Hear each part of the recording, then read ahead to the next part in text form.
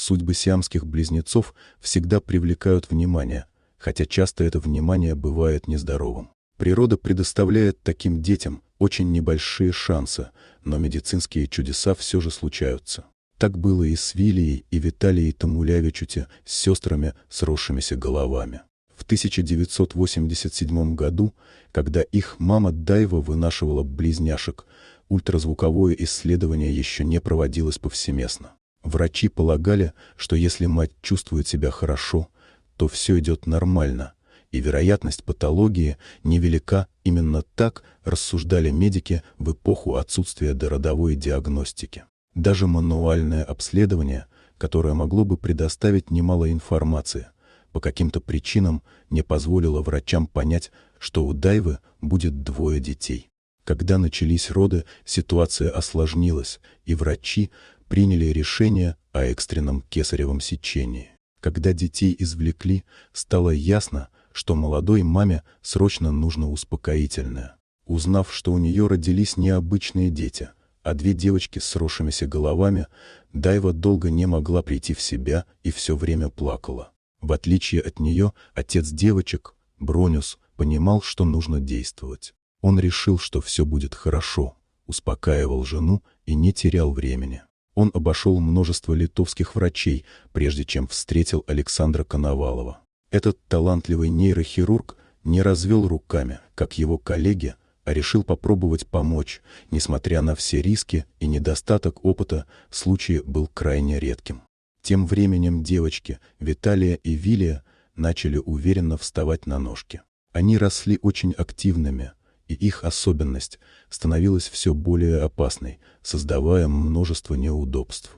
Стало очевидно, что они не смогут нормально ходить и жить, если их не разделить. Медики тщательно обследовали сестер, и результаты показали, что мозговые структуры малышек не срослись, что было обнадеживающим знаком. Наличие отдельных кровеносных систем у девочек также вселяло надежду на успешную операцию по их разделению. Однако случай был настолько уникальным, что никаких гарантий дать было невозможно. Операция могла закончиться трагически, это осознавали как врачи, так и родители. Пока шла подготовка к операции, требовавшая огромной работы и точных расчетов, девочкам исполнилось 2 года. Дайва успела родить еще одного ребенка, совершенно здорового сына. Поскольку у мамы на руках был младенец, папа проводил больше времени в больнице с девочками. Операция длилась почти сутки и даже попала в книгу рекордов Гиннесса. Но главная операция прошла успешно, и сестер удалось разделить. Единственным серьезным последствием стало изменение формы черепа у каждой из девочек. В местах, где они были соединены тканью, волосы не росли. За эту особенность девочек часто дразнили в детстве, но они сами утверждали, что по сравнению с шансом на полноценную жизнь это мелочь.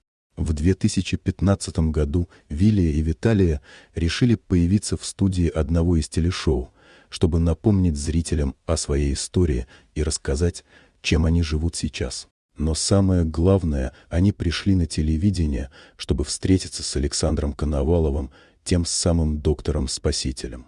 Встреча оказалась очень трогательной и не обошлась без слез. Организаторы программы сделали для девушек приятный сюрприз, нарастили им волосы. Сестры давно мечтали об этом и были в восторге от своего преображения. Их жизнь по-прежнему связана с Вильнюсом, и они получили хорошее образование. Вилия выучилась на преподавателя истории, а Виталия специализируется на истории искусств. В настоящее время их работа связана с книжной сетью, и можно сказать, что девушки стали гуманитариями.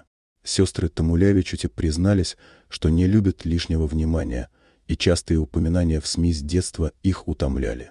Однако эта передача, предоставившая возможность встретиться с чудесным врачом, была для них очень важной. До 20 лет они жили вместе в одной комнате, но по мере обретения самостоятельности разъехались.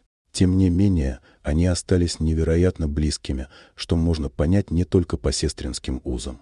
Даже на отдыхе, как признались девушки, они предпочитают брать разные номера.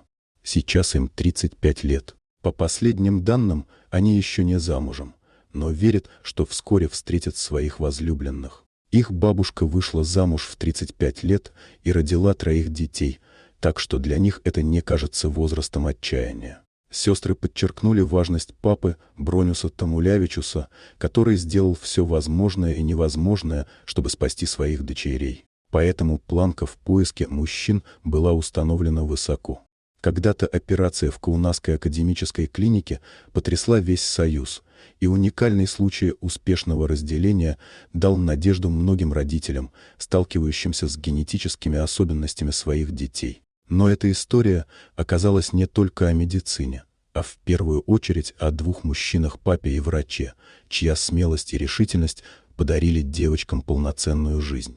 Дорогие друзья, если вам понравилось видео, поставьте лайк, а также подписывайтесь на канал, где найдете еще много интересного.